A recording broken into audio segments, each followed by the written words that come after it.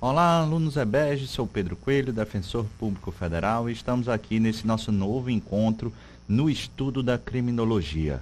A gente já vem passeando muito aqui nos últimos encontros, a gente analisou, digamos assim, uma teoria geral, por assim dizer, da criminologia e começamos a enfrentar já no primeiro encontro e aí perpassando pelas demais etapas, na evolução das chamadas escolas ou teorias atreladas à criminologia. Começamos com a escola clássica e aí analisamos, ponderamos se efetivamente seria uma escola, a divergência de pensamento, passando naturalmente pelo positivismo italiano, que é a primeira corrente, estudamos assim, mais tradicional e aceita de maneira unânime como corrente vinculada efetivamente à criminologia, sem maiores questionamentos. Estudamos 3 autores da corrente do positivismo italiano e aí vimos avançando até concluir na nossa última aula, acho que finalizamos com a teoria da associação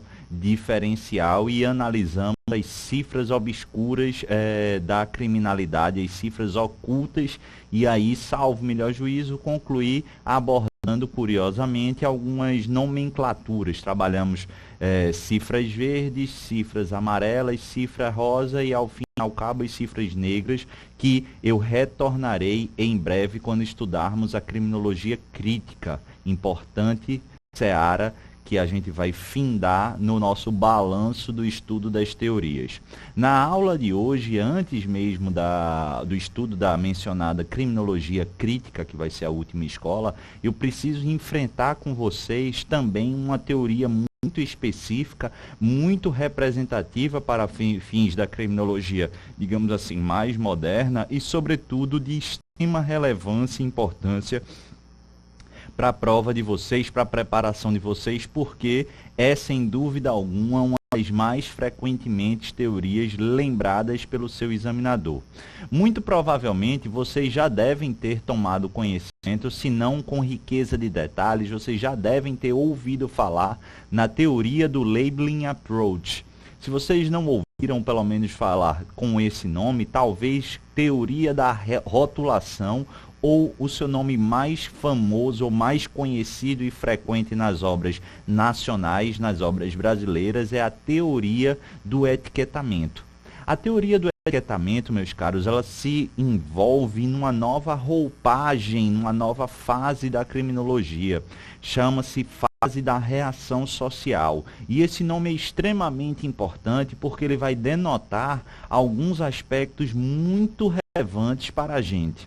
Se até o momento a gente estava com maior ênfase preocupado na lógica etiológica, ou seja, naquela questão vinculada ao estudo das causas dos fatores criminológicos, das causas da criminalidade efetivamente, a partir de agora, essa concepção, ou pelo menos esse foco primordial, vai ser alterado.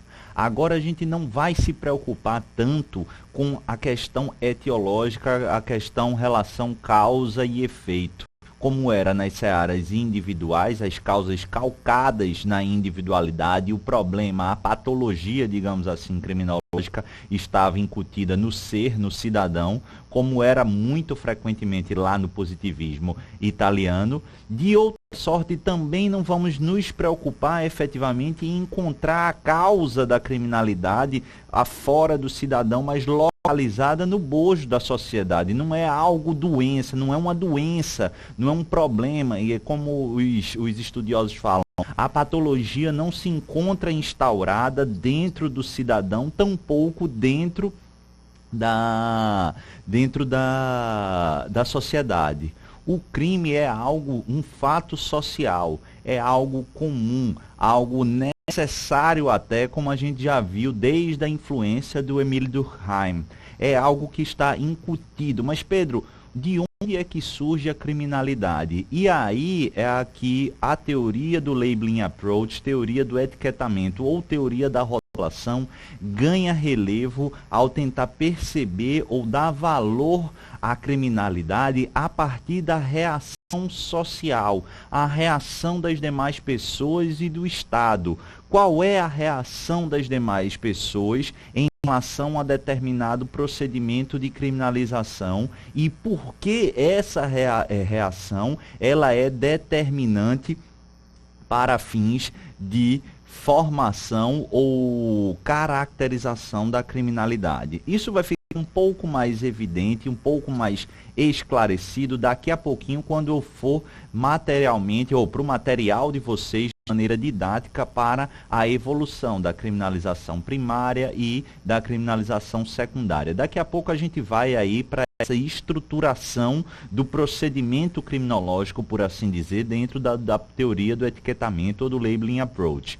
O fato que eu quero nesse momento que vocês percebam é que se antes nós estávamos mais preocupados com fatores de causalidade, sejam eles ligados, que é a etiologia, fatores esses ligados aos sujeitos, à individualidade, à patologia do ser, ou, de outra sorte, a patologia da sociedade, agora nós temos o controle social como matriz primordial dessa estruturação de ponderação e estudo e análise da criminalidade. Estamos aqui sob influência de uma importante corrente filosófica e social. Sem dúvida alguma, e nas provas vem caindo assim, vocês devem associar a teoria do etiquetamento, do labeling approach ou da rotulação. Eu sempre vou tender ou tentar repetir a nomenclatura, porque vocês já estão cansados de saber, quem tem aula comigo, quem estuda aqui comigo, que nomenclatura pode ser boa, pode ser ruim, mas sobretudo para você cujo objetivo é a aprovação em concurso público, é questão de sobrevivência, seja ela útil ou inútil. Para a sua prova sempre é útil. E o que eu estava falando é que a teoria do labeling approach, ela tem nítida influência com essa corrente sociológica e filosófica do interacionismo simbólico. Vários baluartes defendem ou estudaram o interacionismo simbólico. O que quer dizer isso, Pedro? Como eu fiz constar aí no material para vocês, a tese é relativamente simples de se explicar, mas nem tão simples assim de entender. Então vamos passo a passo. Didaticamente, a gente pode afirmar que o interacionismo simbólico nada mais nada menos aponta de que as relações entre as pessoas influenciam no comportamento delas. Lembra lá, fazendo um paralelo, o problema do comportamento criminológico ou criminal, ele não está íncito dentro da essência do ser humano. Então, um pouco de um problema específico da sociedade, de uma zona de delinquência, como apontava, por exemplo, a escola de Chicago. Pode até ter alguma influência, mas o interacionismo simbólico apontava que marcadamente as relações interpessoais gerariam e moldariam comportamentos variados, entre eles, inclusive, o comportamento criminal, ou o comportamento criminoso, como alguns preferem. Basicamente, a gente pode fazer, e eu gosto de fazer essa analogia, porque aí fica mais fácil de vocês talvez entenderem e transplantarem isso na ideia da teoria do etiquetamento para a realidade criminal. Imagine então o que é que explicaria que um arroto, isso mesmo, um arroto, em alguns países do Oriente, é sinal de aprovação, um arroto na mesa, de aprovação daquela refeição que foi consumida. Ao passo que na maior parte, se não na integralidade dos países ocidentais, esse arroto à mesa, se fosse pelo menos em frente à minha mãe, geraria sem dúvida alguma um tapa na cabeça. Por quê? Porque é nitidamente um sinal de reprovação, não de reprovação, mas de reprovação comportamental. É um sinal, sem dúvida alguma, da chamada má educação. Como um mesmo ato, como um mesmo arroto posteriormente a uma refeição, ele pode simbolizar algo positivo em alguns países do Oriente e algo negativo, extremamente extremamente negativo na maior parte, se não na integralidade dos países ocidentais. E aí a gente pode compreender justamente pelo interacionismo simbólico. São as relações interpessoais que formarão valores e aspectos que pautarão os sentidos dos atos, os sentidos dos símbolos, os sentidos e consequências de determinadas condutas. E aí, transplantando aqui para a lógica criminal, o que o labeling approach, o que a teoria da rotulação ou do etiquetamento, à luz do bojo dessa lógica do interacionismo simbólico, aponta, é que o crime não é uma qualidade da conduta humana. Não. Não há que se falar no crime como qualificação de uma conduta humana. Muito pelo contrário. O crime ele vai ser formado a partir de uma delimitação exterior.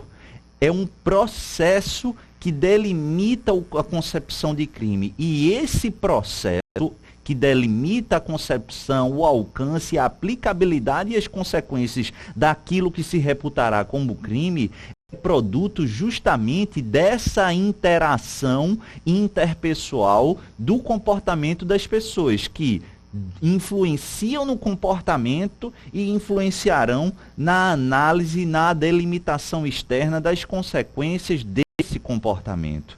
Beleza? Trouxe aí uma citação do Hegel, muito importante, analisando o interacionismo simbólico. Naturalmente, independentemente, o Hegel não se debruçou sobre o labeling approach, que é algo bem mais recente, já do século XX, mas apontou sem dúvida alguma, e dentro da esfera criminal, mas apontou claramente aspectos importantes. Abre aspas para ele que disse: o mundo simbólico só se constrói por meio da interação entre duas ou mais pessoas e, portanto, o simbolismo não é resultado de interação do sujeito consigo, ou mesmo de sua interação com um simples objeto. Esse interacionismo, esse simbolismo, ele é produto da inter-relação pessoal entre as pessoas e entre a sociedade. Interações, portanto, geram significado às coisas. Lembra que as coisas aos atos, eu acabei de dar o exemplo, pouco tempo atrás, do arroto. Mas na cabeça de vocês, obviamente, e sobretudo na prova, eu não quero que vocês expressem com a ideia do arroto. Pode até simbolizar ou arranjar um outro exemplo mais interessante. Eu gosto do arroto porque normalmente o arroto é algo que a gente ri. Nossa, seja porque é engraçado, seja porque é algo inusual, ou seja porque é um simbolismo para a gente, para nós ocidentais, extremamente de má educação. O fato é que minha preocupação com esse exemplo é que você se lembre. Se você se lembrar do interacionismo simbólico, do labeling approach, da teoria do etiquetamento, a partir do arroto eu já estou satisfeito. Mas o que é que eu quero? Transmude essa ideia do arroto para o conceito de crime, de criminalidade e o parâmetro da legalidade. Ora, se para que eu determine o sentido, o significado e a consequência de determinadas condutas, eu vou demandar o interacionismo simbólico, uma relação interpessoal que vai variar de acordo com a cultura, de acordo com o tempo, de acordo com o local em que se analisa, a gente vai ter que essa análise ou esse interacionismo simbólico, essa relação interpessoal, esse conjunto de relações interpessoais influenciarão onde? Justamente no processo de delimitação. É a partir dessas interações interpessoais que a gente vai qualificar determinada conduta como crime. É essa a ideia da teoria do etiquetamento.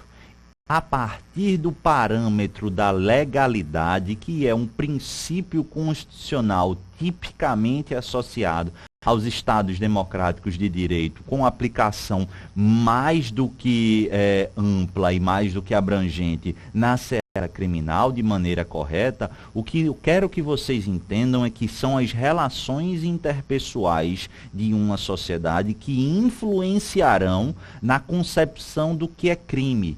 E percebam, para proteger determinados valores que ali prevalecem, seja a partir de um processo de teoria do consenso, mas normalmente aqui associada na teoria do etiquetamento, a partir de uma teoria ou de uma convivência conflitual, em que os mais fortes no choque com os mais fracos, em regra as minorias, fazem prevalecer os seus interesses. E é por isso que há uma influência muito significativa na rotulação, daí o nome do etiquetamento de determinadas condutas como crime e outras tantas não. Essa delimitação externa, esse etiquetamento, essa rotulação da criminalidade, ela sofre sensível influência desses interesses extraídos das relações interpessoais do interacionismo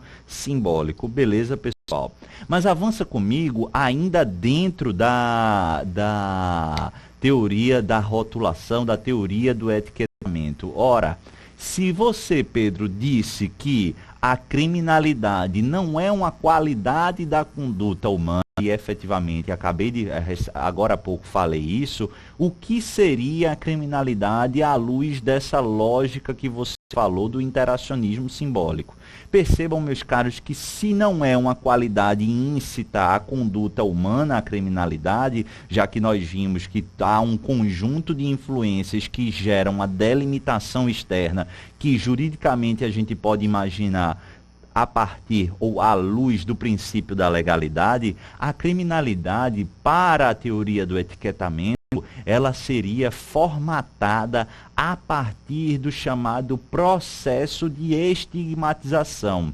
Porque a criminalidade, além de uma delimitação externa das relações a partir das relações interpessoais na sociedade, ela geraria sim, ou ela seria calcada a partir, ou efetivamente delimitada a partir de um processo de estigmatização, um processo de etiquetamento da criminalidade. E nesse processo, e para que compreendamos efetivamente esse processo de estigmatização, vocês precisam, e nós precisamos aqui, nos valer de uma lógica conceitual muito bem trabalhada pelo estudioso Edwin Lemert. Decorem ou apreendam esse nome, Edwin Lemert, porque ele estudou e consubstanciou a ideia do procedimento de estigmatização a partir de duas etapas do comportamento desviante ou desviado. Trabalhou o Lemert a partir do desvio primário e do desvio secundário. Eu vou ler aí o que eu arrolei para vocês e depois vou explicar didaticamente o que é que a gente pode aferir desses conceitos e por que ele é tão importante para a nossa compreensão e nosso estudo da teoria da rotulação. O desvio primário, diz o material de vocês, refere-se ao desvio ocasional. É multifatorial, ou seja, causado por uma multiplicidade de fatores que fogem ao controle. Razão pela qual deve ficar de fora da explicação do crime. Já vou aí para o material de vocês e aí a gente vai esmiuçar esse conceito ou essa ideia. Ao passo que o desvio secundário para Lemert caracteriza-se pelo resultado da conjugação do desvio e a resposta formal do Estado. Pedro, não ficou muito claro, mas vai ficar a partir desse momento. E eu vou dedicar um pouco mais de tempo aqui, porque isso é muito importante, esse processo de estigmatização, porque ele é relativamente inovador. O desvio primário, segundo Lemert, meus caros, como ele próprio, ou o conceito aí que eu coloquei para vocês aponta, ele seria algo multifatorial, ou seja, devendo ficar apartado da concepção ou da explicação do crime ou da criminalidade. O que é que acontece? Para Lemert, o processo do desvio primário era algo passível de ser causado por qualquer ou quase um conjunto, uma gama indecifrável de maneira ou inexata de justificativas, de causas, a ponto de se colocar que o desvio primário seria quase que uma situação íncita à própria essência humana. Tanto é que, se vocês analisarem e é isso que ele faz. Não gosto de falar que todo mundo já cometeu um desvio inicial de crime. Isso seria muito drástico. Mas eu posso falar com certeza e com convicção que todos nós, vocês, eu, qualquer pessoa, já conheceu ou conviveu pessoas que talvez hoje sejam ótimas, não tem qualquer problema, qualquer vício, qualquer resquício de comportamento, entre aspas, criminalizado, mas que na juventude, no início, alguns anos atrás, apresentaram algum comportamento que, à luz do parâmetro da legalidade, seria rotulado ou seria reputado criminal. Então sempre a gente sabe, já ouviu falar de que quando coleguinhas lá do colégio iam para o cinema e iam normalmente nas lojas americanas, sempre tinha um e fazia aquela feira antes de ir para o cinema, pelo menos na minha época era isso que a gente fazia. E aí sempre tinha um ou outro que conseguia furtar ou subtrair lá um tic-tac. Isso seria um desvio primário. Ou ainda você cabulava ou gaseava a aula, faltava a aula. Isso seria ou poderia ser taxado como um comportamento desviante primário. Mais à frente, a gente também pode apontar, e esse aqui para a análise desse efeito, algo mais relevante. Imagine que, e vocês conhecem, se não foram pegos, já sabem de alguém que foi pego, na juventude, mais uma vez, no início da vida adulta, que foi flagrado por agentes do Estado usando alguma droga, fumando maconha ou com baseado, entrando num show. A gente sabe que existe.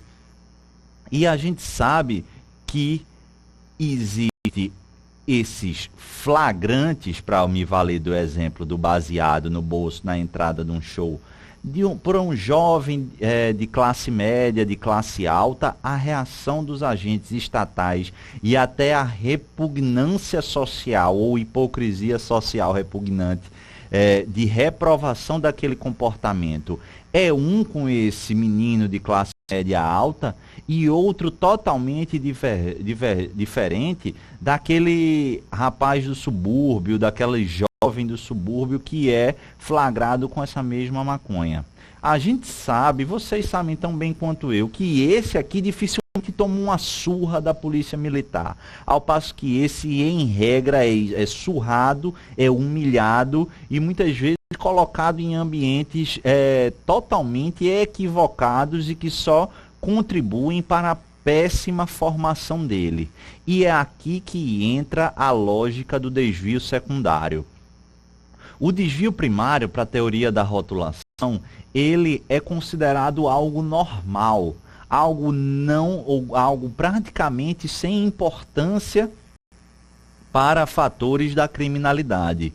O que vai valer mesmo é esse desvio secundário. E esse desvio secundário é a consolidação desse desviado primariamente. Então perceba que todos nós estamos suscetíveis nesse processo ao desvio primário, razão pela qual a criminologia, pelo menos à luz desse processo de estigmatização, não deveria se preocupar ou não deve se preocupar com esse desvio primário. Apenas parte desses desvios primários é que se tornarão desvios secundários e aí sim objeto de análise e estudo da criminologia. E esse desvio secundário, ele vai ser justamente calcado, operacionalizado a partir do comportamento ou da reação social estabelecida em face do desvio primário. E perceba, e justamente no meu exemplo da droga, que em relação ao cidadão de classe média alta, a reação, no caso da maconha, é uma para ele e outra totalmente diferente para o jovem do subúrbio. Segundo a teoria do etiquetamento, é justamente essa reação social diferenciada que vai classificar ou vai materializar para esse cidadão aqui a classificação ou a idealização do desvio secundário e, portanto, a qualificação do seu comportamento criminoso, diferentemente desse aqui que teve uma reação social muito diferente, mas contemplativa, muito mais condescendente, melhor falando. Entenderam? Acho que sim. Então avança comigo, porque é justamente a partir dessa lógica que se cunhou a expressão criminologia da reação social, à luz justamente desse processo de estigmatização, ou a estigmatização pela reação social. O comportamento, o desvio primário não é relevante ou tão relevante para fins de criminologia, à luz sempre da teoria do etiquetamento e da reação social. É o controle social. Lembra lá no início da aula quando a gente falou? É o controle social, muito mais do que a causalidade insta ao indivíduo ou à sociedade, mas sim o controle. Como reagem os setores da sociedade e do Estado à luz de um desvio primário, que é um comportamento tranquilamente compreensível do cidadão, quase que ínsito e natural de qualquer cidadão, é esse comportamento que vai materializar e consubstanciar o desvio secundário, esse sim mais importante para fatores da criminalização. Então é essa a ideia que eu quero que vocês tenham quando vocês ouvirem falar em criminologia da reação social, esse processo de estigmatização muito bem desenvolvido pelo Edwin Lemert, de desvio primário e desvio secundário. Fiz questão sempre para enriquecer o material de vocês. Como eu disse lá na primeira aula, é natural que a gente não venha estudando muito criminologia, por vários motivos, o que eu vou repetir aqui. Porque a gente praticamente não vê, salvo raríssimas exceções, essa disciplina efetivamente dentro da nossa graduação. E é algo muito recente, é salutar, mas é algo muito recente, até mesmo dentro da realidade dos concursos públicos. Acho que há 2 ou 3 anos é que a gente começou a enxergar a inclusão nos editais, seja autonomamente ou seja conjuntamente com a matéria ou a disciplina do direito penal, conhecimentos ou aspectos de criminologia, né, em editais da polícia, editais de Defensoria Pública, Ministério Público e Magistratura. Algo muito salutar. Até muito pouco tempo atrás, a criminologia era para poucos, era para algo muito dentro da seara acadêmica ou para amantes do direito penal, para a compreensão efetiva do direito penal, como o Frederico Marques coloca, para buscar essa complementaridade do direito penal, é necessário analisar e estudar a criminologia. Mas aqui, e é justamente por isso, eu quero trazer, por isso que eu resgatei isso, eu gosto sempre de trazer algumas frases, algumas colocações e, sobretudo, alguns doutrinadores para que vocês conheçam a ideia e aí, eventualmente, se isso for perguntado ou passível de utilização numa prova de segunda fase ou uma prova oral, vocês possam mencionar sempre com muita segurança. Sobre a ideia da reação social, sobre a ideia da teoria do etiquetamento, da rotulação, ou simplesmente do labeling approach, muito importante citar o professor, o doutrinador italiano Alessandro Barata, já citado por mim naquela virada sociológica, conjuntamente com o Emile Durkheim, mas o Barata fala o seguinte, abre aspas para ele: as maiores chances de ser selecionado para fazer parte da população criminosa aparecem de fato concentradas nos níveis mais baixos da escala social, o subproletariado e grupos marginais. A posição precária no mercado de trabalho, desocupação, subocupação ou falta de qualificação e defeitos de socialização familiar e escolar, que são características dos indivíduos pertencentes aos níveis mais baixos e que na criminologia positivista e em boa parte da criminologia liberal contemporânea são indicados como causas da criminalidade, revelam ser antes conotações sobre a base das quais o status de criminoso é atribuído. Essa citação, ela é excepcional. Por quê? Porque ela nos autoriza efetivamente a buscar e a obter, melhor dizendo, a essência da teoria do etiquetamento. Perceba que esse comportamento dito criminoso ou essa população criminosa aparentaria ou apresentaria determinadas qualificações, características muito bem arroladas pelo professor, que em outras teorias por ele mencionada, do positivismo e até mesmo a criminologia liberal, de boa parte dela, são apontadas à luz de uma causalidade. É porque eles têm isso que gera o comportamento criminológico. Mas aqui há uma diferenciação. Esse é um público-alvo justamente desse processo de delimitação externa do que é criminalidade. Então perceba que à luz da teoria dos conflitos, há de se colocar a vontade do vencedor, do mais forte, leia-se das classes dominantes. E essas classes dominantes tem o condão de delimitar o que se entende por criminalidade, de efetivar e potencializar para essa camada, para essa população, para esse público-alvo da estigmatização criminal ou criminológica, toda a concentração ou todos os esforços dentro da lógica do desvio secundário, afastando esse desvio secundário de outra parte da população que, como eu já disse, está passível e efetivamente comete os desvios primários. Há justamente uma eleição, uma seleção daquela população que vai ser estigmatizada.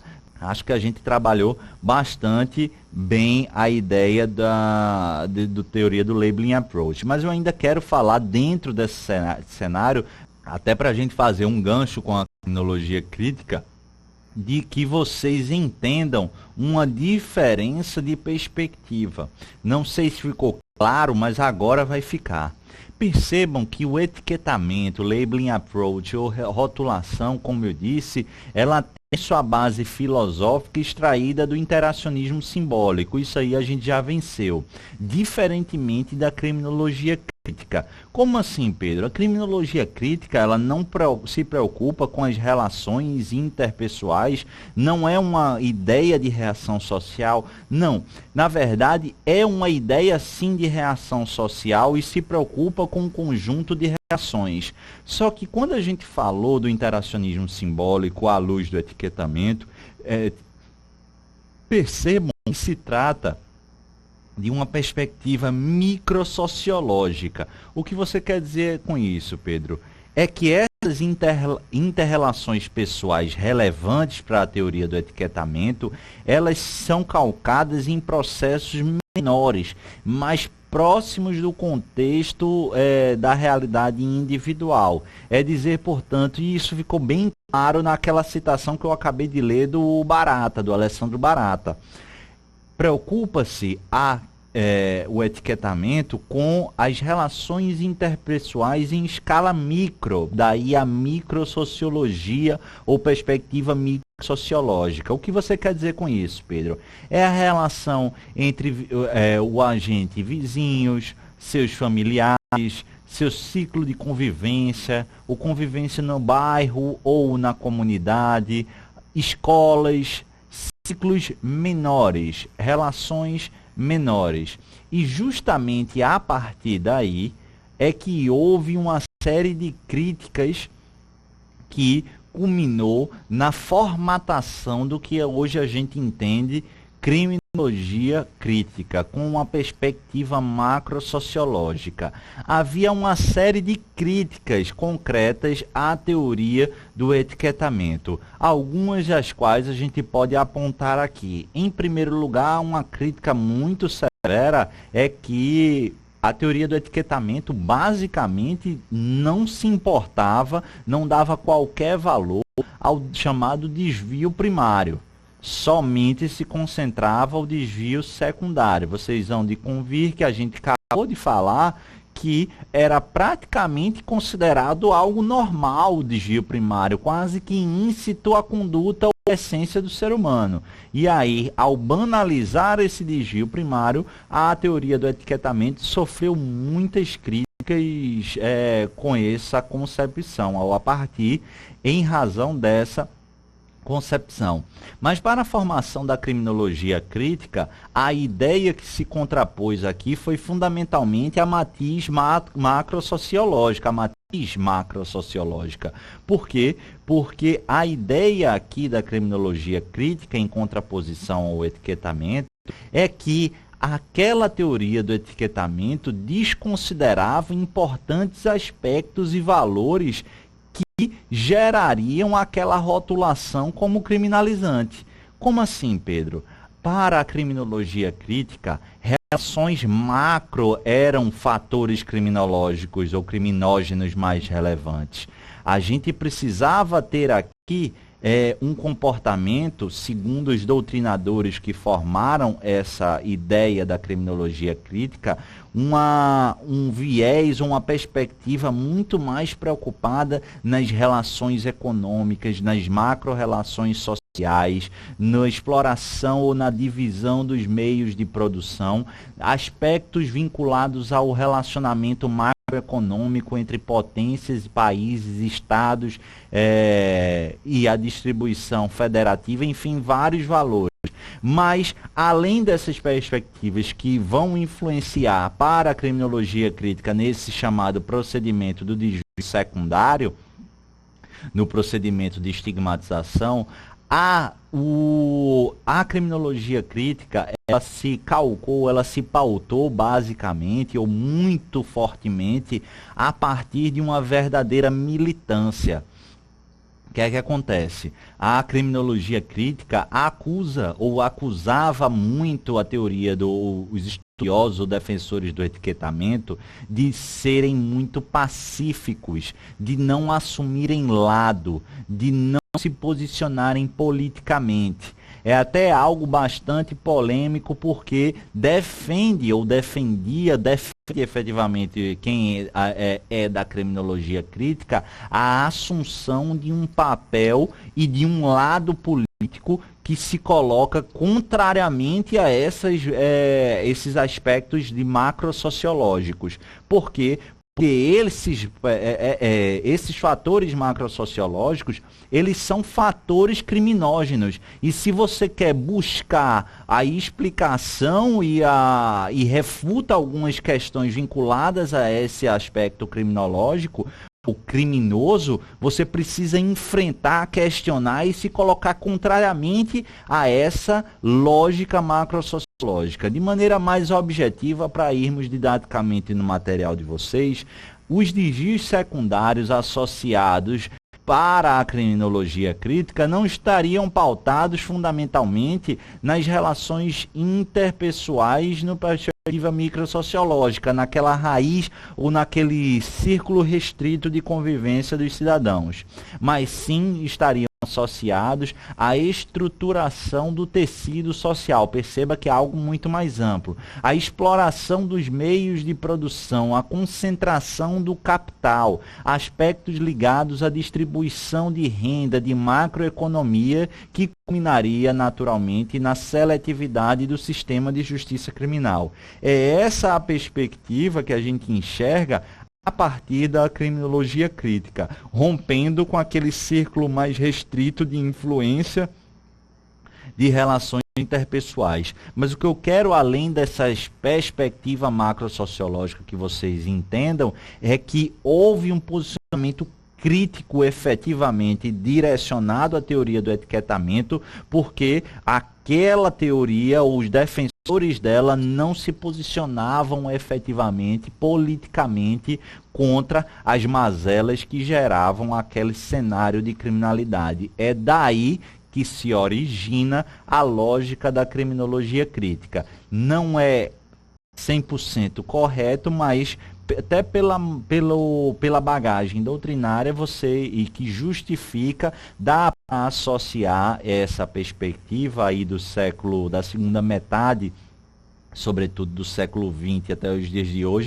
da criminologia crítica, muito associada a movimentos, leia-se, movimentos e não necessariamente partidos, estou falando do mundo todo, movimentos vinculados a bandeiras ditas de esquerda, para quem ainda compreende essa dissociação entre esquerda e direita, ou prefere um lado progressista em contraposição a um aspecto mais conservador, mas de toda forma algo questionador dessa matriz macrosociológica e macroeconômica por mim mencionada, de estruturação do tecido social.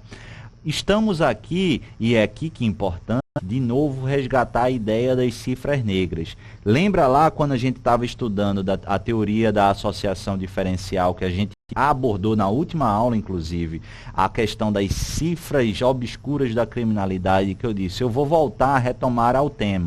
E é justamente aqui, na lógica da criminologia crítica, que a gente precisa entender essas cifras negras, essas cifras ocultas. A criminalidade registrada ou aparente. O que é isso? Porque diz a criminologia crítica que há uma concepção ou um procedimento seletivo estigmatizante que seleciona, que delimita externamente quais condutas serão classificadas ou qualificadas como crimes. Além dessa qualificação externa que a gente já mencionou, juridicamente atrelada ao princípio da legalidade, perceba que ainda assim, apesar de uma gama menor ou restrita de bens jurídicos cuja violação gera a qualificação como crime, o fato é que, apesar dessa teórica delimitação ou restrição, nem de longe na prática a gente observa que as violações tidas como criminais ou como delitivas, nem de longe a maior parte delas são efetivamente investigadas, menos ainda são processadas, e uma menor parte ainda maior, uma menor parte mais insignificante aí culmina com a condenação e o efetivo sancionamento. É aí que a gente deve compreender o que é uma criminalidade registrada ou aparente, em detrimento àquela cifra ou aquelas cifras negras ou ocultas. Basicamente, a criminalidade registrada ou aparente é aquela que estatisticamente a gente consegue aferir, a gente consegue ver, a gente consegue gerar, dadificar, a gente consegue perceber numericamente. Só que aquela parcela estatisticamente e formalmente reconhecida, ela representa uma ínfima quantidade dos crimes efetivamente que ocorrem. Essa criminalidade que permanece oculta por vários motivos, que a gente já estudou lá na associação diferenciada, é justamente o que se chama de cifra negra ou oculta. Vários fatores e interesses justificam a existência da cifra negra ou da cifra oculta. Mas um ponto que, se você não estiver gostando da aula, por favor, eu peço que você redobre a atenção, é o que eu vou dizer agora. Perceba que isso aqui é uma casca de banana e é muito importante. Eu quero que você pelo menos saia dessa aula sabendo disso.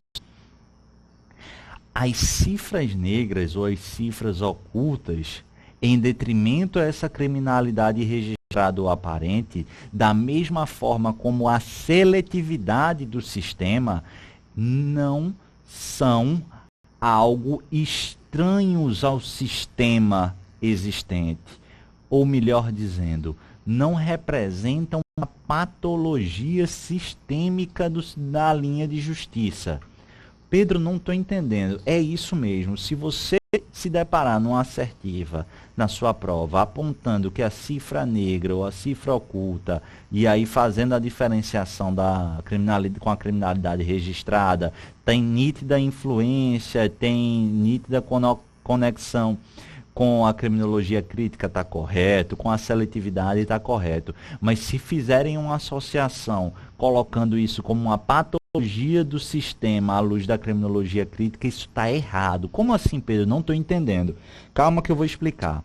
É que, para a criminologia crítica, o próprio sistema de justiça criminal, ele é desenhado, ele é concebido, ele é estruturado para funcionar dessa maneira. o embasamento de sua existência é voltado justamente para a modulação de um processo seletivo e para a efetiva existência dessa criminalidade registrada como um ínfimo número e também com as cifras ocultas, a criminalidade obscura ou a criminalidade das sombras, como apareceu dia desses em uma prova. Mas por que isso? E é aqui o pulo do gato que eu quero que você entenda. O exemplo é bem didático. Ora, se assim não fosse pensado o sistema, basta pensar numa escala involutiva. Imagine assim, na sociedade há uma série de condutas que violam valores outros, correto? Correto. Nem todas essas violações interessam ao campo do direito criminal, correto? Sim. Porque a gente sabe que somente alguns bens jurídicos que têm as violações ou os perigos de lesão tutelados pelo direito penal. Então há uma restrição de bens jurídicos, correto? Correto. A gente tem um monte de conduta que viola interesses, mas só algumas violações ou perigos de violação é que representam um interesse criminal. Certo, tranquilo. Dentre essa gama de bens jurídicos violados, há apenas uma ínfima quantidade de comportamentos violadores, já aqueles bens jurídicos, que geram o crime. Por quê? Porque a gente precisa que aquela conduta esteja tipificada. Não adianta ou não basta que haja uma valorização, uma proteção de um bem jurídico. A gente precisa que haja uma conduta tipificada, a exigência lógica do princípio da legalidade. Ou seja, temos várias violações a vários bens jurídicos, somente alguns bens jurídicos recebem a proteção, entre aspas, penal, e somente algumas condutas contrárias a esses bens jurídicos é que interessarão e efetivamente poderão ser. Então perceba que é uma ínfima quantidade. E aí você poderia dizer, ora, se é uma quantidade tão ínfima, justifica-se para o pleno funcionamento da justiça.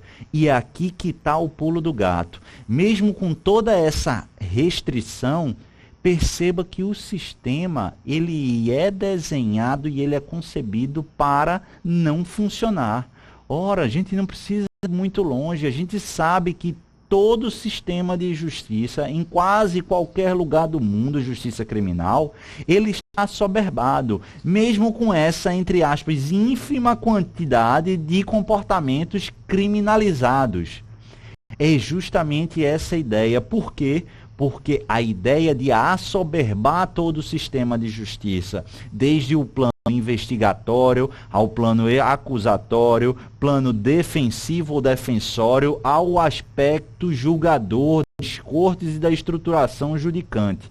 É tudo desenhado para ficar assoberbado, apesar da ínfima quantidade. E aí o que é que isso justifica? Aqui nesse procedimento de sistema de justiça, você precisa, mais uma vez, materializar a última etapa da seleção. Você escolherá o que interessa para julgar, para investigar, para processar e para punir.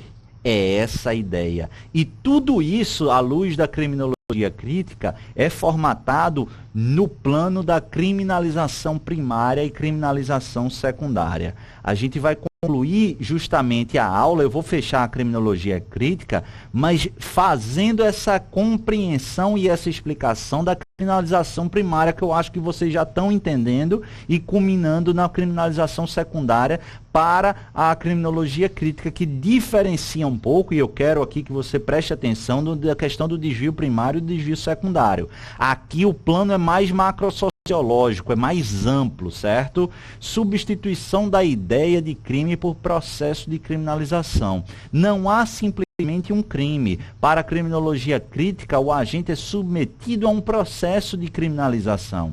E esse processo de criminalização, a gente pode, de maneira, no plano jurídico, imaginar exclusivamente como a lógica da legalidade em que o parlamento ou o poder legislativo escolhe algumas condutas e alguns bens jurídicos cujas violações vão caracterizar crime. Efetivamente, no plano jurídico é isso, mas lembra, a criminologia crítica não se limita, não se satisfaz com o plano jurídico. E preste atenção, o ato do legislador, o ato criminalizador do legislador, ele é o ápice. Ele é o cume desse processo de criminalização primária.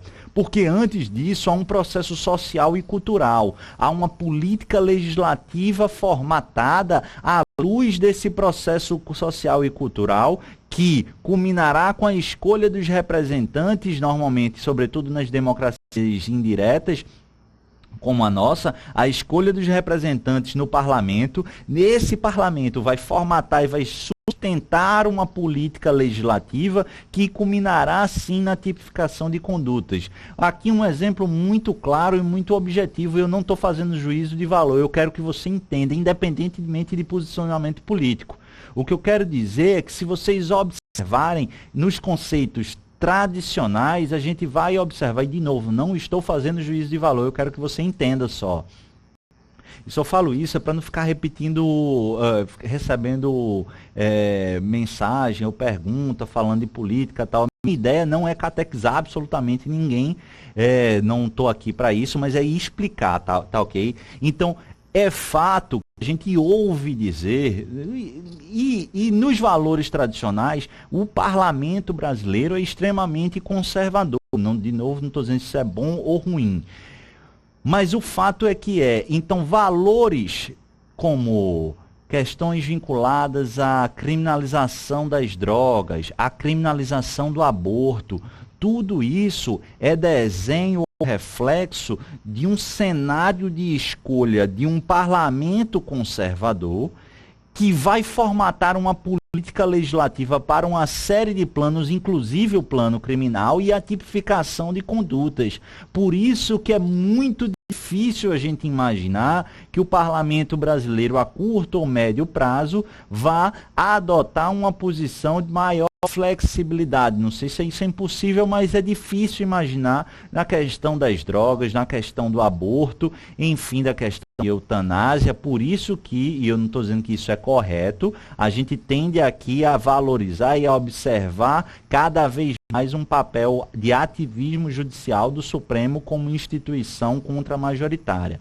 Mas essa parte do Supremo não é o que me interessa. O que me interessa é que perceba que esse processo de criminalização primária, à luz da criminologia crítica, ela não se limita ao plano jurídico do ato concreto do legislador. Há sim um processo social e cultural que formatará o plano legislativo, a política legislativa, culminando com o ato final do legislador. Esse processo de criminalização primária é um processo estigmatizante e um processo seletivo. E aí é assim que se escolhem condutas dentre as várias violações, dentre os vários bens jurídicos existentes, a seleção dos bens jurídicos que interessam. Dentre esses bens jurídicos, quais são as condutas a eles violadoras que interessa criminalizar, e aí sim a gente vai ter o cardápio de tipificação criminal existente dentro de uma sociedade. Mas não é só. Como eu disse, há o processo de criminalização secundária. E o que é que representa esse processo de criminalização secundária? Ora, já temos a tipificação, já temos todo o embasamento político legislativo por trás daquilo. Agora precisamos materializar a seleção inicialmente idealizada e planejada. E como é que a gente faz isso? A gente precisa do braço do funcionamento do sistema de justiça criminal. Como vamos aplicar? Como é que vamos escolher? E isso é explicado, ou melhor dizendo, percebido, essa seleção para o público-alvo. É como eu sempre falo, e me desculpem aqui, eu sei que alguns não concordam, mas eu preciso falar porque estou nesse negócio há pelo menos 6 anos. Fui membro do Conselho Penitenciário, é a mais pura verdade, são várias explicações, é algo complexo, mas o nosso sistema brasileiro penitenciário, ele tem cor, ele tem idade, ele tem classe social, ele tem o público eleito. A gente tem a clientela criminal penitenciária. E como é que a gente observa isso? Para a criminologia crítica, perpassa por um processo de criminalização primária, mas vai além. É na aplicação e observância do sistema de justiça. É a tolerância com uma classe mais abastada que se utiliza de vários recursos, de vários joguetes, de demoras, se beneficia com prazos prescricionais convenientes, eu não posso dizer coniventes, mas convenientes ao sistema de justiça e ao sistema político, e quase que uma tolerância zero, um punitivismo exacerbado para condutas. E como é que eu posso dizer isso? Basta a gente observar, como eu vinha dizendo, poxa, há um alvo repressor bem específico dentro do nosso sistema de justiça. E a gente observa isso fazendo um paralelo muito simples e didático. Basta a gente analisar essa população carcerária, sobretudo punida no Brasil, e perceber que ela é estruturada de maneira homogênea. Qual é o parâmetro juntamente com a heterogeneidade da população? Não há representação ali. E isso é muito claro, fruto dessa seletividade. Percebam, então, basicamente, mais de 70%, quase 70%, melhor dizendo, da população carcerária do Brasil é formada por 4 tipos de criminalidade. Pasmem, é o furto, em ordem, salvo o melhor juízo. É o tráfico de drogas, roubo, furto e homicídio. Percebam que furto é um crime patrimonial, sem violência, mas majoritariamente cometido por quem? Por um público seletivo, por um público seleto, diante da seletividade.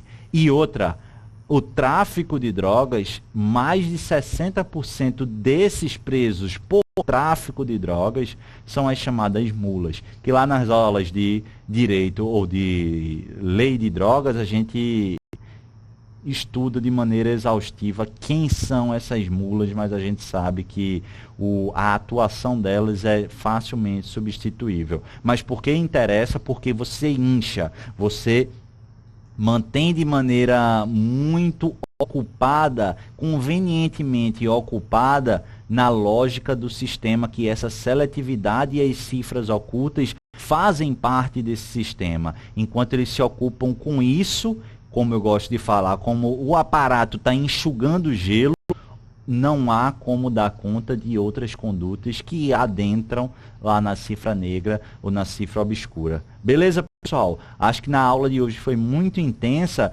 Naturalmente, eu dediquei muito mais tempo na Labeling Approach e na teoria ou na criminologia crítica por conta, como eu disse lá na primeira aula, que a nossa estruturação do curso ia ser calcada, ia ser focada na intensidade dos questionamentos de prova de concurso. Espero que vocês tenham entendido, compreendido e, sobretudo, gostado. Na próxima aula, a gente acha que consegue finalizar já passando ao estudo da expansão do direito penal, sociedade de risco, movimento lei e ordem, teoria das janelas quebradas e culminando com o estudo das velocidades do direito penal e direito penal do inimigo. Beleza? Um grande abraço e até o próximo encontro.